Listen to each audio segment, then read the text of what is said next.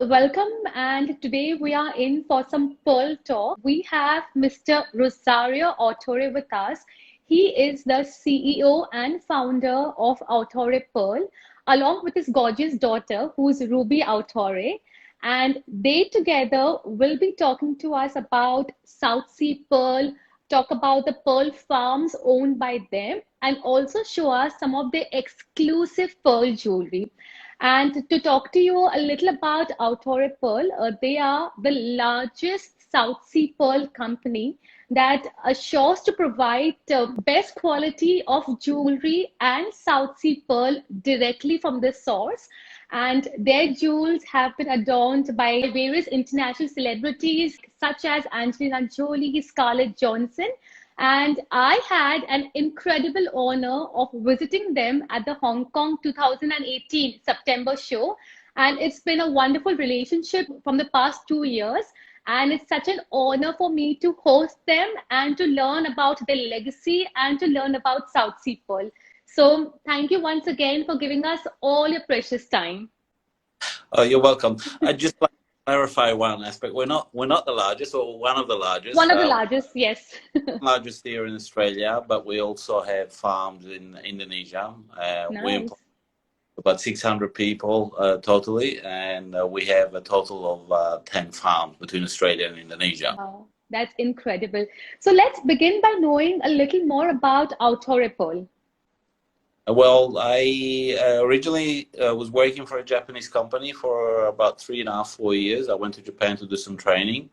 The company had various offices around the world, and part of my task was to go there and do some training. That was in 1986, and then after that I moved to Sydney, Australia. I was originally living in Melbourne.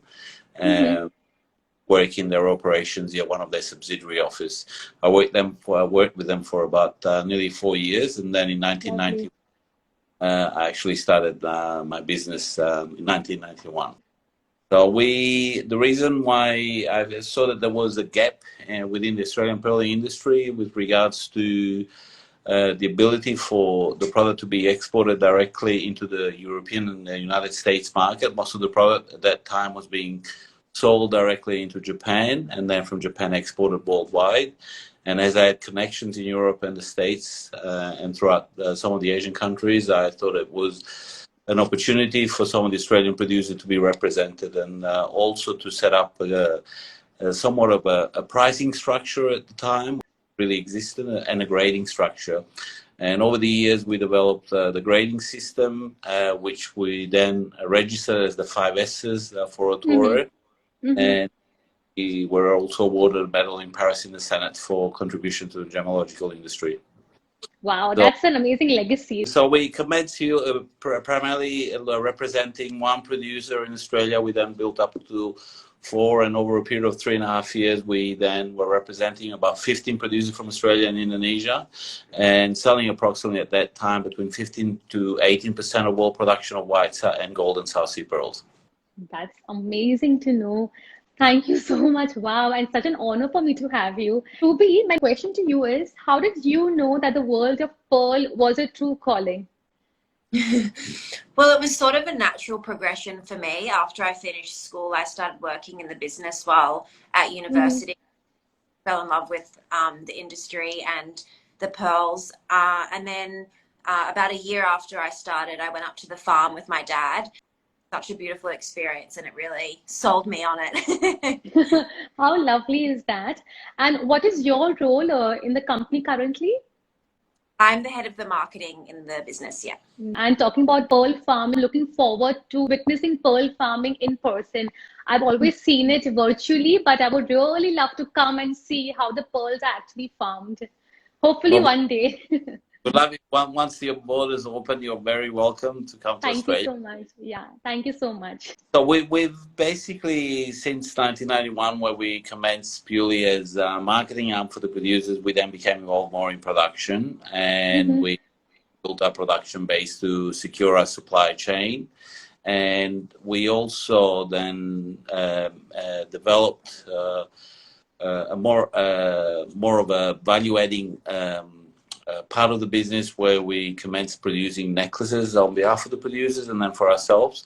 And so we today still produce about 3,000 necklaces, South Sea pearl necklaces a year, at point to very high quality, gem quality pearls, for which we are one of the only 2 companies in the world that has such a high percentage of big sizes and gem quality. So we will show you later from the production. Some of these necklaces, of course, take years to put together. So we actually put some of the pearls aside over the years until we finally match and produce a gem quality necklace. And we only are able to produce some of these once every 3 to 4 years. Sometimes it takes 5 to 6, 7 years. So very good harvest this year. We some of the pearls that we will be showing you today are actually from some of them from this harvest, and one in particular is a very high quality gem 19.9 millimeter pearl, which is become amazing. Amazing. I can't wait to see all the pearls. That's so show you a little bit. So we have a number of necklaces that I've just been sort of working on. Unfortunately, with the video, I don't know how clear yes, it's absolutely clear. Of the reflection, the luster is just, I'm just putting my finger across. So this is the center pearl, for which so we produce about 350,000 pearls a year.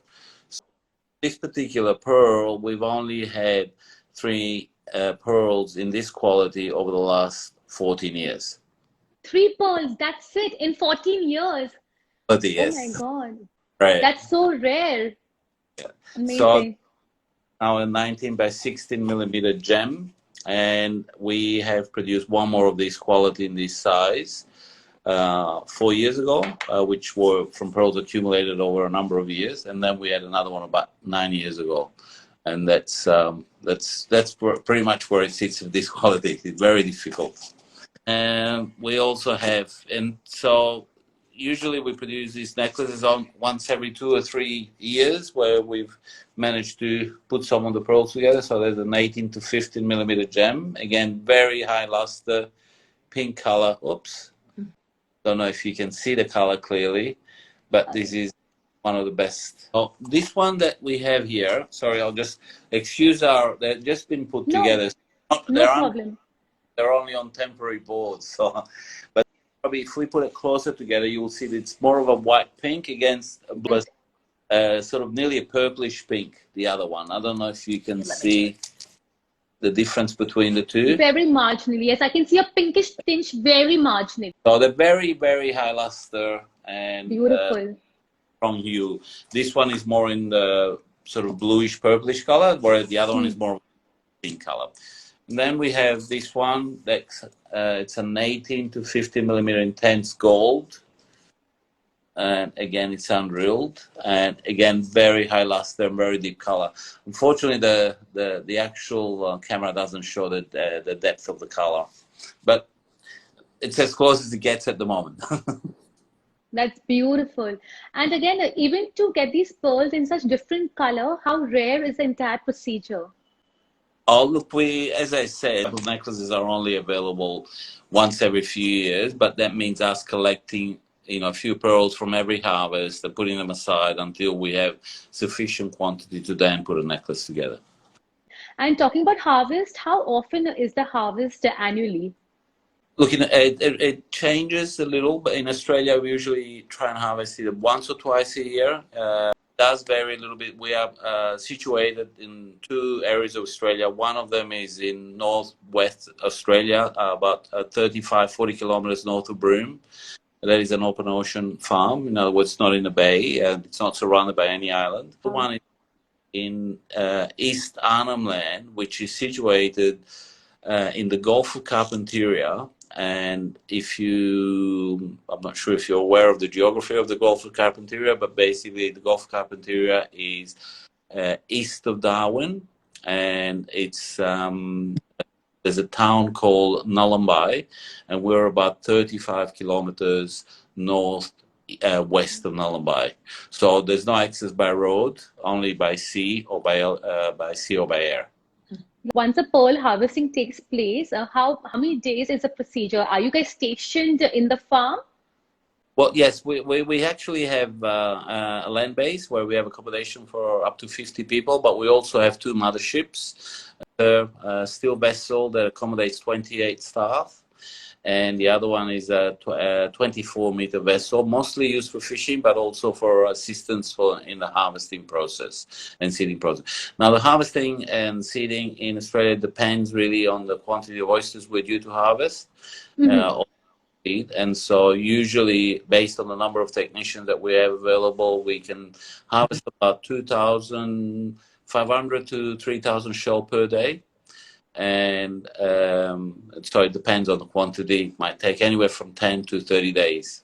And so we in Indonesia have 3 to 4 times a year. It's a little different. Okay. We also are very geographically diversified. We have farms about 1,000 kilometers away from each other, which is somewhat similar also in Australia. It's a little bit more than that. But so whereas from Java to Lombok and to Sumbawa, so we're all across Oh my God, that sounds incredible. Ruby, what was your experience when you were inside the pearl farming? So I went to our Australian farms the first time, which at that stage we only had the farm in Broome in Western Australia. So that was the land-based site where all the pearling operations and activities are done off the boat. So it was a very amazing experience going out there, saw the team harvesting some pearls and saw some beautiful wildlife. We saw Nice. dolphins, turtles, How whales. beautiful. Very beautiful. And then I've also been to our farms in Indonesia, which are also very beautiful, a much more tropical landscape, not that sort of wide open ocean. Oh yeah, they're both very beautiful, very nice. Most important, of course, to have beautiful, pristine water conditions. Are in an healthy environment, so they can continue to grow as close as possible into a natural environment. Because you have to think that ultimately we're only commencing the process of culturing the pearl, but then it's still up to nature. You know, it's up to the water temperature, Right. the concentration, and sure that the water. It's a combination of holiday as well as work, right? When you're inside those pearl farms. Yeah, one of the work is very difficult when working on the Right. pearl farm. It's very labor intensive, but you're right in terms of the vacation side, in terms of areas where they're situated. It's How a labor lovely. of love and perseverance. Oh, of course, I'm sure. Absolutely. So look, we have to thank all of our staff. They're very dedicated. We have a lot of our staff who have been with us for over 10 years. A big majority of our management has been with us for between 10 and 22 years. So they've been along with me for the ride in the difficult times and the easier times. But they've credit to Right. them. We have been able to achieve what we've achieved today. Here's a big shout out to the entire team of Autore Pearls. Let's continue seeing some more of your pearl jewelry and loose pearls. Sure. Yes. Well, with regards to loose pearls, we've actually put some of the product. It's about 5:30, 6 o'clock here, so left. But we have kept some of the jewelry out for you to give you an idea, a little bit of what we do. So the reason we decided to embark on our jewelry range, we felt that in 2005, 2000, when we launched first the jewelry in 2004, 2005, we felt that pearls weren't really represented in contemporary type style, and so we felt that we should really try and develop that bit further. And we embarked on a marketing campaign into the States on a red carpet, and we were luckily successful in getting a lot of the A-list celebrities wearing our jewelry. And we've had numerous celebrities. I mean, you can look a little bit on our website and the like that have worn our jewelry over the years. We were on entertainment TV during the Oscars. We were events like in those days, and sponsored Fashion Week in Australia. Did a lot of fashion shows in Europe and the States. And that's where we launched our brand. We then felt that really we should really make the pearl the centerpiece of the jewelry.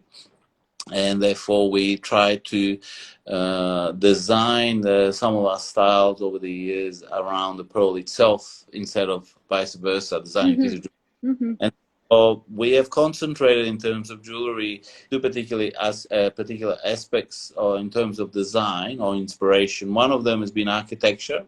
The other one is, so over the years, every jewelry line that we've developed has had those basic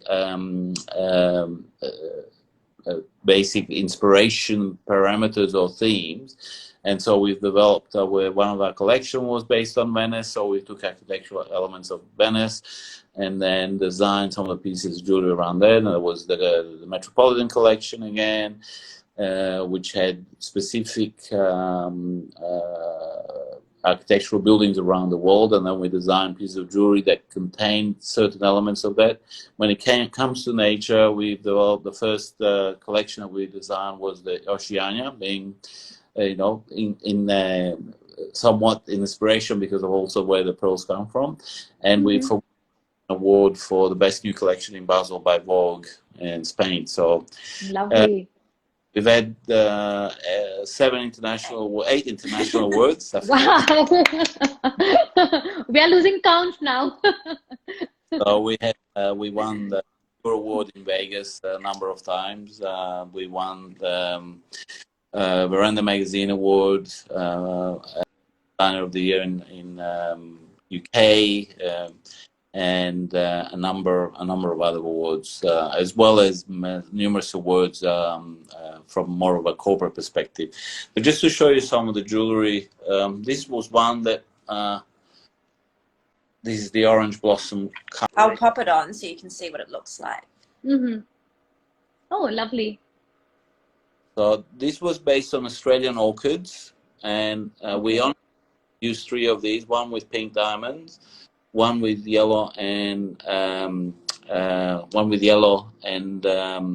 graduation of yellow diamonds, and the other one was with golden, with white pearls and yellow and white diamonds. And lovely.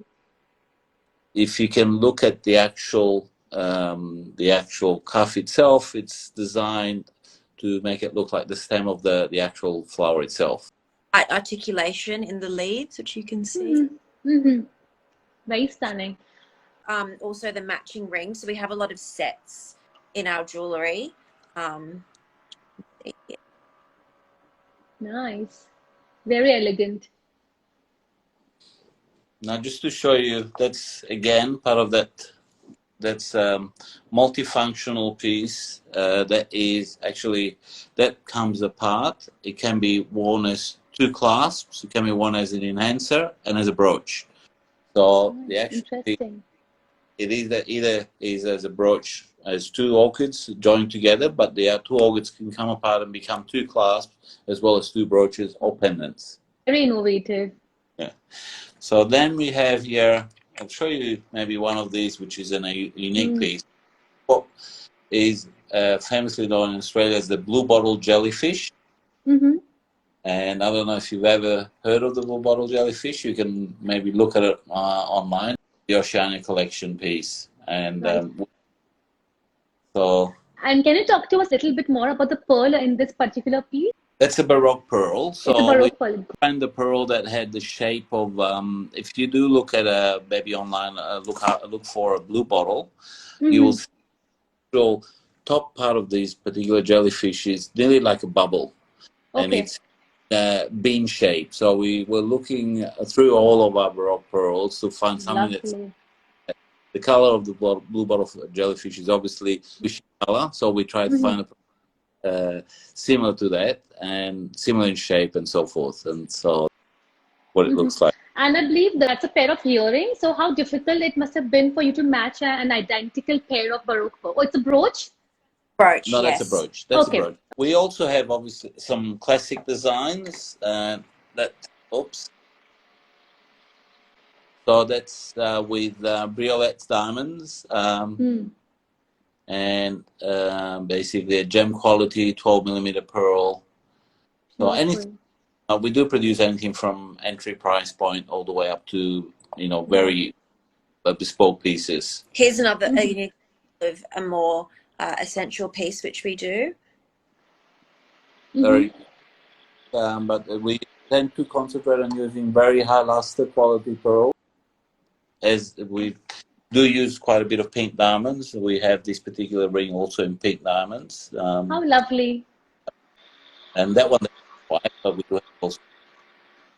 So, but our Nice. jewelry sort of be anywhere from, you know, the very classic style all the way to bespoke pieces. We have had a number of, but some of these as bespoke pieces have won numerous awards. Yeah. I'm sure about that. Well, Renu, this beautiful ring, which was from our Mediterranean collection, inspired by the Broome. You can see underneath there's quite a lot of detailing. The collar here, you can see. This is one of my personal favorites. So I wanted to show you. It's very stunning. It's really stunning. Maybe you could wear it. Yes.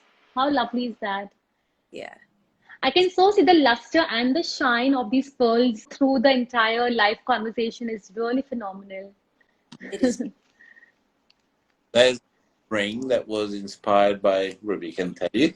This is another ring. Yes. Another ring that we've created. This was inspired by the by the Catherine Palace. Nice. And it's in tourmaline Paraiba as well as intense yellow diamond. Beautiful. It's one of a kind. This has pearl, this has Paraiba, and intense yellow diamonds, like 3 rare gemstones all together. Very intense golden pearl. Yes. How rare. And I believe that you also have this kind of ring with different pearl color, right? I do remember posting a small little video about the same ring. We made one in with a white pearl with white diamonds and Paraibas, and we also made one in rose gold.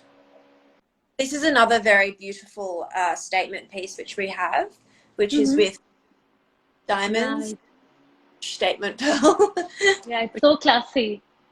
Very beautiful and classic. Another thing that we use often in our jewellery where suitable are keshi pearls or keshi necklet. Wow. And this piece is all very, it has a lot of movement so that it follows the curve of the neck. You can see in the back here, the detail, the gold work. It has diamond in between each of the yes, we can. Oh, beautiful. And how difficult it must have been for you to source such big size of keshi pearls. Well, we do collect them again. Anything which is special, we do seem to collect. So we do collect some of the very.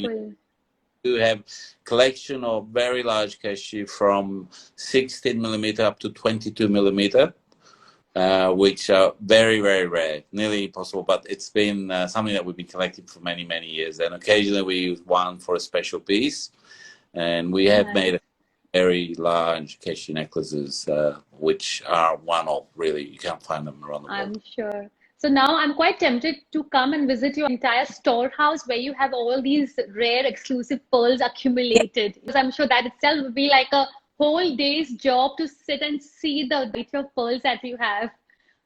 Well, we've just said we also hold international auctions with our pearls. So we have we have had since September. Unfortunately, since last November, we're unable to have any auctions because of COVID, and so we managed to then we haven't left Australia because Australia has very strict guidelines about living, so you have to get a permit. So for the first time in 30 plus years, I have not traveled for 8 months, or 10 months, I should say. So, but we've been able somehow to, with our connections over in Hong Kong and Japan, to have auctions, and we have since had 3 auctions, and we're in the process of just at the moment holding another one in Hong Kong and Japan. So we're normally in those auctions where it's mainly geared up for wholesale companies, wholesalers around the world, and we sell anywhere between 40 to 70,000 pearls, in each auction. So the last 4 auctions have 40,000 pearls each. So the auction is purely for the wholesale market. Wholesalers. So we mainly supply larger lots, which then will be broken down and made into necklaces and or then supplied further down the retail chain. Yeah. I've been hearing that you have a presence in Hong Kong, in Indonesia, in Japan. So do you have any presence in India or plan to have any presence in India? Well, we do sell to some of the dealers in actually in Kobe, Japan, who supply into the Indian market. We have not as yet been able to supply directly, and we'd love to. There are certain guidelines and issues, but yes, we would love to supply directly at some stage, and hopefully we can in the future. I really hope so that maybe we could find a path across where we could have Autore Pearls directly to the Indian wholesalers, manufacturers, and retailers. Well, I'm Yes. sure, hopefully we will. You mentioned to us about the Autore 5S. So can you please talk to us a little bit more in detail? Sure. So basically, in early in the years when I first started grading on behalf of producers, we felt that there wasn't a very strict sort of or structured grading system for pearls. So we embarked on this challenge to really come up with something that was user-friendly, consumer-friendly, and easy to understand. And therefore, we then decided to somehow come up with a system that would be somewhat understood and similar to maybe what the Diamond 4Cs were. And that's how we came up with it. And so we then developed a grading structure for which, if you wish, I'm not sure if Ruby has sent you the booklet, but you can also see it online. And this was applied to all our grading, and then therefore there was also a pricing structure attached to it. So the reason why we commenced this process is because in the old days, when the producers used to have a harvest, they didn't have a very clear idea at that time, particularly smaller producers, of what they had. They were at a very good quality, or whether what their shape percentages were and the like. And so that's why we came up with it. We then developed over a number of years, and then we actually joined with Gubelin to in Switzerland, and they then embraced it and decided to use our guide as well as their sort of to classify pearls. We worked with them for a number of years. In fact, one of their lab technicians came over to Australia, spent some time with us. Took them through the whole process. We developed also comparison sets at the time, so that we gave them some comparison set that they could use. Process commenced, and then after a period of time we were then able to, we were invited by the Senate in Paris to actually present our classification guide, and that's what we did. So it's been very helpful. Every piece of jewelry that we do produce has the grading system attached to it, and so with the certificate, and I'll show you, this is one of our certificates for the jewelry. Nice. And so that regardless of beautiful, so it is still it explains also, so that it is all written down what the grading of the pearl is, and then at the back it explains exactly what the quality of the pearl is based on the classification guide, so that the consumer can feel that they're buying directly from the source, and they're buying what they understand exactly what quality they're buying. A bit of a gray area in the pearl industry in the past. Are each and every pearl jewelry of yours certified? It comes with a certificate? Yes.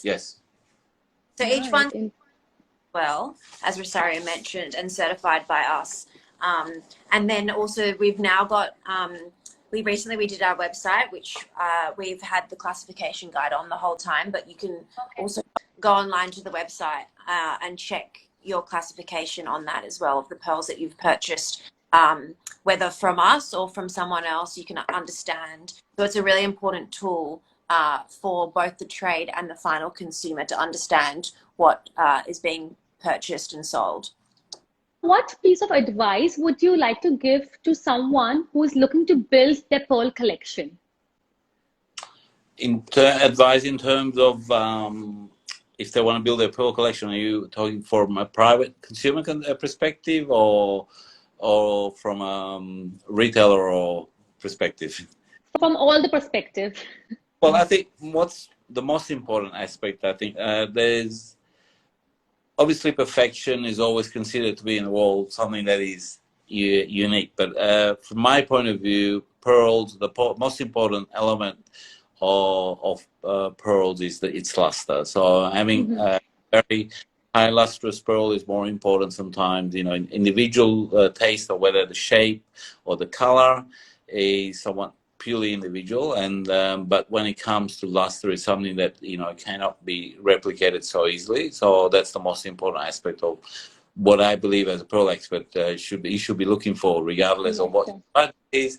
You know, if the budget is higher, then of course you can, and you're looking for something perfectly round, then that's fine. But if you feel like you don't have that budget, then you should really be looking at element number one, which is the luster of the pearl and its ability to reflect the image. And so I think that's the most important aspect. That tells you that basically the pearl is has numerous layers. It's a very hard, consistent structure, and it's been grown in waters where they're usually, you know, pristine and you know, very, very good environment to be able to produce such good quality pearls. You've been in the industry for almost 30 years. So how has the entire pearl farming and the pearl marketing business evolved? Look, it has evolved quite a bit. I mean, the business has changed. In Australia, we used to have about approximately 18 producers of producing substantial amount. And since the global financial crisis, today there are only 2 producers now left producing commercial quantity. Just 2, from 18 to just 2. Because the market changed dramatically, and it required more vertical integration and also more knowledge of what each market, you know, in the old days we used to be able to sell a harvest to one wholesaler. So you produce 20,000 pearls and you would be able to probably split it 2 or 3 parcels and then supply a wholesaler, and that will be the end of it. The market has become, of course, much more demanding in terms of the areas that the particular clients wish to have, and therefore it needs market knowledge and product knowledge to be able to distribute successfully worldwide. Because I personally started from the other side of the business, where I was able to be a wholesaler first before I became a producer. I understood the markets internationally, understood which market was able to absorb what particular type of product at what prices, and therefore it gave me an edge and opportunity to obviously succeed in these aspects. But the other important aspect here in Australia was that we invested heavily in research and development over the last 20 years, 15 to 20 years, and that allowed us to then identify specific characteristics of oysters and specific parameter where we could then improve on our quality, which we have done successfully.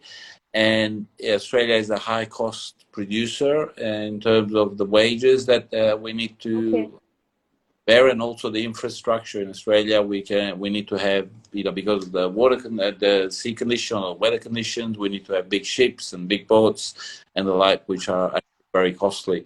And therefore, having the ability to invest into the research and development has given us an edge over some of the other producers. Having said that, there are still producers in Australia here producing, but they're mostly producing smaller amount, more for their own sort of tourism or personal use in terms of their retail outlets, whereas and ourselves are now producing commercial quantity or in excess of 100,000 pearls per year in Australia. So it is a very challenging environment. We do have cyclones, we have difficult conditions at that, and we have been affected, particularly in Broome, by some of these conditions. But we're passionate, dedicated, and hardworking, and here we are. Of course. What are your vision about the pearl market for future? Well, today in White South Sea pearls, there are really only a handful of producers producing high quality pearls. So the market really changed quite a bit over the years. Has become more educated and understands the quality of pearls a lot more than it used to. So we see quite a bright future. The first 4 or 5 months of this year were extremely challenging, as you can imagine. The whole world shut down, so it was very difficult. But we've had an extremely successful 5 months since actually July, August. In fact, we've had the best 5 months we've had in about 5 or 6 years. Well, you do have to reinvent yourself, which we were able to. We're adaptable. We try to be adaptable. We to adapt to the condition and able to, with some of the connections we have internationally, able to forge some joint ventures where we could successfully sell our product, and that's why we're also had an interesting 4 or 5 months. So. And Ruby, my question to you, since you mentioned that you're into marketing, so now what marketing strategies are you adapting since the whole world has come to the new normal of being, being online? Well, yeah, I think more than ever, an online presence has become really important, and really developing an online market is quite important. So we've been working on that this year and have some exciting new things for next year coming. We redeveloped our website this year, which was very exciting for us. And yeah, we have a few more exciting things coming next year for the online market. So people, maybe some wholesalers, retailers, or consumers, if they want to reach out to you, they can reach out to you on your Instagram, on your website. Yes, both of them are fine. That's lovely. And lastly, your words of encouragement to the young entrepreneurs and the younger generation who want to pursue their career in the pearl industry. Well, I started in the pearl industry when I was 25 years old. I started with, I was given the opportunity, obviously, to go to Japan, which was a great experience for me, and still thank the people who gave me the opportunity at the time. Look, if you have a passion, and pearl business requires passion, dedication, and if you do feel that you want to be involved in the business and understand the business, I would highly recommend to go and visit a farm. Highly recommend work on a farm, shipping show, because it just truly makes you understand how much work goes into growing a pearl. People really don't have any idea about South Sea pearls, how much work goes into actually growing a pearl. Both of my youngest sons spent 3 months at the farm chipping shells. So that means, we do have to after and clean the shell every 3 weeks, and we have to, so it's a huge process, and it's one of the hardest job I've done personally, even though I concentrated more on the sales side of things.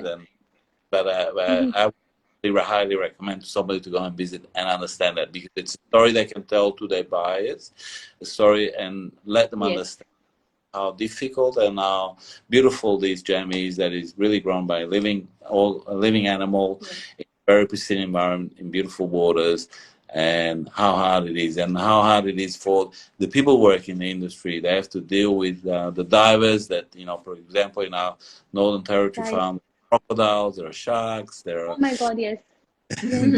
Absolutely. There's a lot of challenge. Yes, and so, look, all of that, then you really start to appreciate when you have some gem quality pearls, what it takes, and how hard it is actually to get a gem quality pearls. When you see a whole harvest, you might only see, out of 10,000 pearls, a handful of gem quality pearls. Then you really start to appreciate them so much more. Value them more, Thank you so much for your wonderful insight and for your precious time. And I'm looking forward to making a trip to Australia soon, and hopefully visit these pearl farm and witness the entire procedure in person. And wishing all of you all a very Merry Christmas and Happy Holidays. Same to you, and thank you again for inviting us on call. We appreciate it. Thank you. Bye, Ruby. Thank you.